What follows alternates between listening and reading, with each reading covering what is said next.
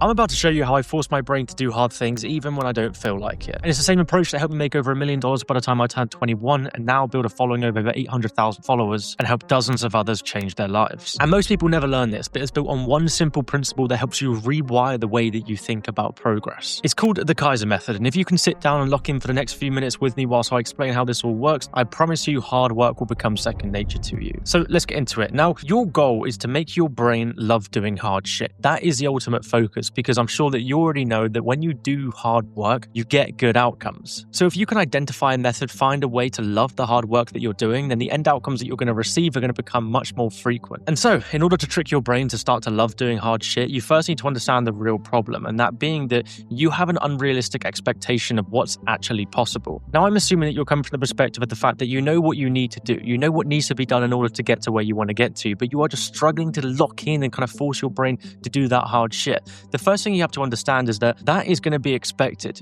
What do you think would happen if I took a smoker, for example, and told them to stop smoking? What do you think the outcome would be? What do you think the outcome would be if I took someone who only ate fatty, unhealthy food and told them to stop eating that food, cut it out like that? What do you think would happen if I took someone who was an alcoholic and told them to cut out alcohol just like that? It's not going to happen, right? Or what will happen is that they'll cut out smoking, it will happen for a few days, and then they'll bounce straight back to where they started off originally, because they're trying to make such a massive change within their life. So if you really want a smoker to stop smoking, you don't make them cut out cigarettes straight away. You either make them start to replace the habit that they already have, the smoking habit, with something else, or you start to make them decrease the amount of things that they do to get to the point of where they're no longer doing it, right? So they could go from something like 10 cigarettes a day to 7 cigarettes a day to 5 cigarettes a day to 3 cigarettes a day to 1 cigarette a day to 0 cigarettes a day. And that will be a natural progression to get to the point of where they want to get to. And that can actually be a method that they use that actually helps them keep or get rid of that habit for the long term. And the same thing goes with this example. If you want to make someone cut out fatty foods, you don't put them on a military diet where they're not able to eat anything that they enjoy. You slowly cut it out more and more and more as time goes on to get them from where they are to where they want to be. And most importantly, to make it a habit, make it an action that actually lasts. Same thing goes with an alcoholic. You don't just make them cut out alcohol like that because they'll just have a withdrawal moment where they'll bounce right back to where they started in the first place.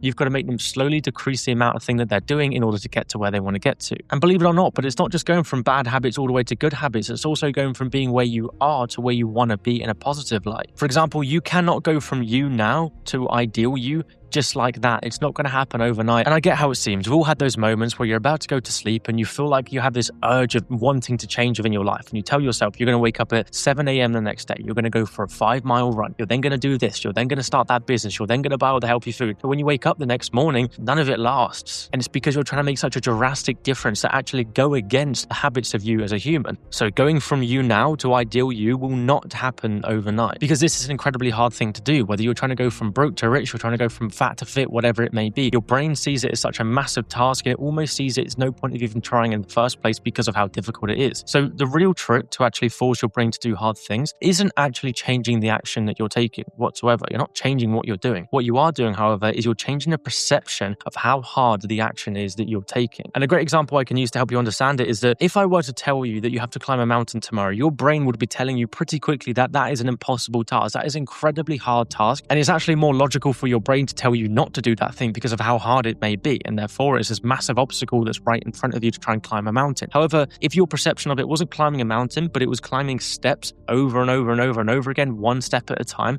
the task is then broken down into something a bit more digestible, something a bit more easy to tackle. And this is the idea of what we're going for here. The end outcome is still the same. You're still climbing a mountain, but the perception of the action that you have to take in order to get to that end outcome is entirely different. And I promise you that this perception right here, of taking one step at a time, is far, far easier. So if I take you back to the example where you want to take an alcoholic and you want to make them cut out alcohol, you don't just tell them to cut out alcohol because their brain is telling them that that is an incredibly difficult thing to do, and they're going to bounce right back to where they started. If you really want them to cut out alcohol, you have to make them slowly decrease the amount of alcohol that they actually drink, right? And like I said, same thing goes if you want to be an incredibly successful entrepreneur. And this is the exact method that I use. In fact, I remember when I got started, I remember the goals that I set out for myself. I remember at 17 years old, I set out the goals to make $10,000 a month, right? And it seemed like this massive, like ginormous enormous task that I had to complete. And believe it or not, but I bounced back and forth trying to achieve that goal for literally like a year and a half, because I'd set such a big goal in my head that it actually made it difficult for my brain to comprehend how to even get started with that goal. And so the thing I had to change in order to actually start to achieve that goal was break it down. Stop focusing on my first 10K month, focusing on making my first $100 online, my first $1 online, as a matter of fact. And from there, I could slowly start to increase the size of my goal that I wanted to achieve, because once I made my first 100, all I had to do was make my first 200. Once I made my first 200, the goal was then 2,000. Once I made my first 2,000, the goal was 5,000. And actually, $10,000, although it was a massive task to hit, it became much more actionable when I broke it down into digestible steps. And that's what we're going to talk about here. So $20,000 a month seems like an incredibly hard goal, and your brain knows it's a hard goal. You can't trick it into thinking it's easy unless you've already done it. So what you need to do is you need to break that down, because $666 a day doesn't seem, get me wrong, easy, but it definitely doesn't seem hard. It doesn't seem as hard as a $20,000 a month goal. So that is actually the way to trick your brain into doing easier things. You don't change the action that you're taking, you change the perception of the action that you're taking. Which then brings me on to the Kaizen principle. Now, this logo on the left here, this is actually the logo of my company. In fact, I have this tattooed on my arm, as you can see, because of how much I believe in this principle, because of how much I believe in this overall mission. Now, Kaizen is a Japanese term. It's a Japanese philosophy. And actually, when you break it down, Kai means change, Zen means good, or in other words, it means continuous improvement, change for the better. There's a few different interpretations of how you may see it or how you may make it make sense in your head. But the overall concept is that Kaizen means continuous improvement, and it means change for the better. It means change for good. And when I started my fourth company now, I wanted to make a company and build a business that was focused around this concept, focused around this philosophy of changing for the better and continually improving. Now, Kaizen actually originates from a Japanese business philosophy, believe it or not. In fact, we have Kaizen journals that we released a little while ago. We sold out since then. But in the intro of that journal, you can see here, we actually spoke a little bit more about the actual philosophy and where it originated from. If you want, pause this video, read through this introduction here, and it will tell you a bit more about it. But the Kaizen philosophy actually originated from an old business term that Toyota, the car company, used to increase their manufacturing speed and basically grow the business as a whole. It started shortly after World War II, so you can read about it here. But that philosophy is now being developed just outside of business, but in life as a whole. It's the whole idea of making incremental, daily, frequent,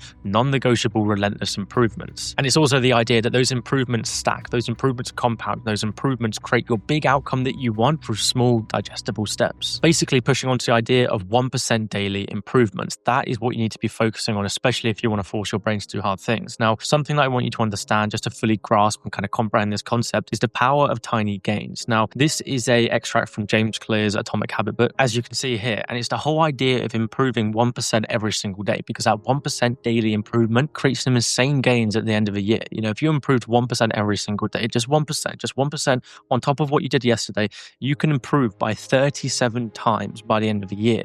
And now to you, that may sound massive, it may sound tiny. It's kind of up to your perception on it. But, you know, you can change that 1% to 2%. You can change that 2% to 5%. You know, if you want to improve 5% every single day, you'll see some insane gains at the end of the year. But even focusing on 1% daily, minute, incremental improvements, you will change your life tenfold. In fact, 37 times fold. And it's not just about the outcome of how you get to this thing, it's a journey of how you get to this end thing, right? Because you could set your mind on improving 37 times by the end of the year. That could be your whole goal. I want to become 37 times better this time next year than I am right now. But actually seeing that as the massive goal, seeing that as a task to complete, makes it incredibly hard in your head, incredibly hard to achieve. It makes your brain struggle to comprehend where to even get started with that. So breaking it down into those 1% daily improvements to get to that end goal of being 37.78 times better by the end of the year is what actually makes it work. And you can see it right here. Every single step is 1% better. And every single 1% is easy. You can improve 1% tomorrow. You can improve 1% the next day. You can improve again 1% the day after that. Every single individual step is easy. However, when you look at it as a massive change to make, that is when your brain sees it as hard. That's when it sees it as a hard task, which is why we break it down, which is why we use the Kaizen principle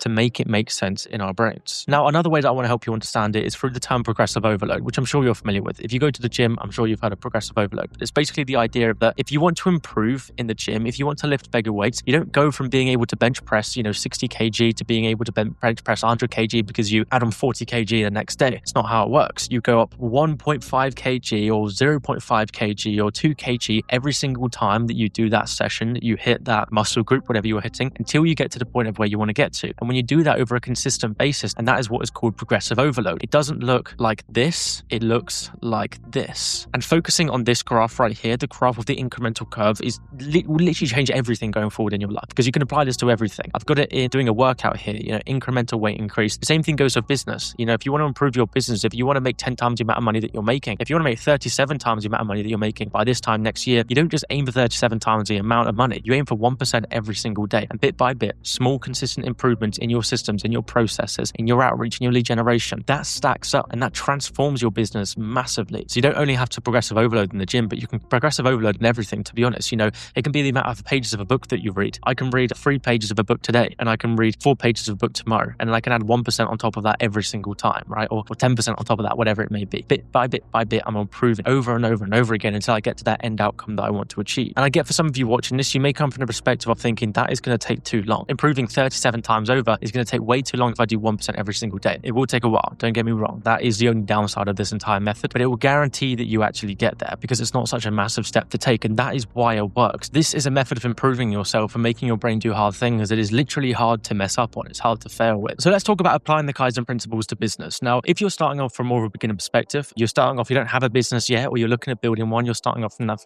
very ground level 1. Here's some tips that I would give you in order to actually apply this. Now, firstly, is focus on building consistency before complexity. A lot of people, when they're starting their business, like I said, they have those big goals, which don't get me wrong, I think it's fantastic, but you need to break down that complex thing that you're trying to achieve into a consistent, repeatable process that you can follow every single day. If your goal is to get to that 10K a month mark, don't think of it as 10K a month. Think of making your first $100 and then build the system around that to scale up and up and up. Secondly, start embarrassingly small while still making sure that you have big goals. Very, very similar principle to above. Thirdly, follow the framework. Now, I have a framework called the Skill to Profit framework, which is basically a framework that is proven over and over and over again to help you turn your skills into profit, and it is literally hard to go wrong with. I'm going to leave a video linked at the end of this video that's going to take you through that framework so you can actually understand it. But following this framework is going to follow the same kind of principles of helping you improve bit by bit by bit. It's not this massive task of spawning a business out of nowhere, but it's actually breaking it down into a step-by-step format that you can actually follow. So follow the framework. And lastly, focus on momentum over speed. Now, money loves speed. Don't get me wrong. It absolutely loves it. What it loves more is momentum. It loves consistency. It loves you always moving at some speed, whether it's 100 miles per hour, whether it's 5 miles per hour. As long as you're moving, that's what's important. Once you build up the momentum and the momentum kind of becomes guaranteed, it's almost not something that you second guess on. It's just always there. Then you can focus and prioritize speed. That's when you can double down at the speed that you're moving at. Now, if you are starting off from more of an intermediate level, or you have a business, you're already, let's say, like an established entrepreneur, these are the tips that I would give you based on this principle.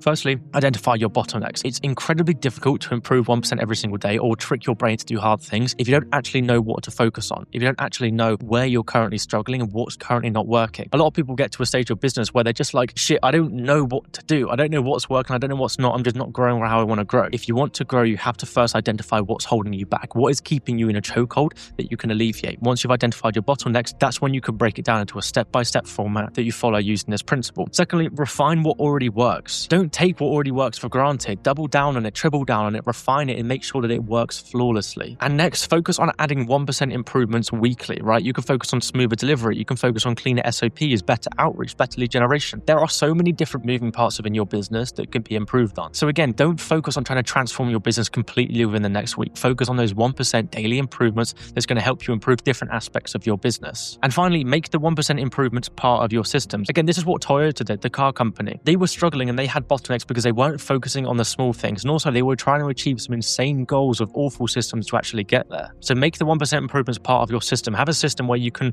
look back at the end of every single day and actually ask yourself, did I improve 1% today? Did I improve my business, my systems, my process of whatever it is that you're focusing on 1% more than I did yesterday? And when you do that over and over and over and over and over again, you improve an insane amount over the period of a couple months, let alone a year. So here's the one thing that I want you to do after watching this video. Sit down and actually figure out what is holding you back right now. And no matter how big it feels, just increase your effort towards it by 1%. If it's outreach, send an extra 1 message a day. If it's client work, add an extra 1 task a day. Keep stacking those 1% improvements and you'll be shocked at how fast everything else compounds. And again, if you want to see what this looks like in real life, then watch the video that you see on the screen now. I'll see you there.